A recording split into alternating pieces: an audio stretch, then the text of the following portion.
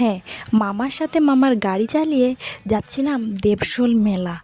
মেলা পৌঁছে দেখি সন্ধে হতে না হতেই প্রচণ্ড লোকের ভিড় জমেছে। ভিড়ের মধ্যে কেনাকাটা করে চলে গেছিলাম নাগরদোলার দিকে।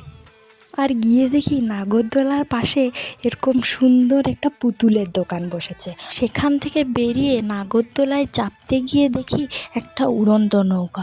এরপর আমরা নাগরদোলায় চাপবো না উড়ন্ত নৌকায় চাপবো, এটা ভাবতে ভাবতে আমাদের আধ ঘন্টা পেরিয়ে গেছে। আর এরা তো দাঁড়িয়ে ওই নৌকাটার দিকেই তাকিয়েছিল। এত ভাবার পর শেষ পর্যন্ত ভয়ে ভয়ে আমরা টিকিট কিনতে চলেই গেলাম। আর তারপর মনের মধ্যে প্রচণ্ড ভয় জমা রেখে তো বসে পড়েছিলাম নৌকার উপর, কিন্তু তারপর যা হলো তো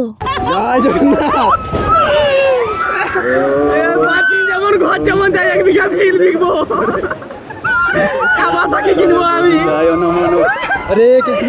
আমার অবস্থা এই প্রণাম করে যাচ্ছে আর চাপবনি কোনোদিন। এরপর সব কেনাকাটা সেরে বাড়ির দিকে রওনা দিলাম।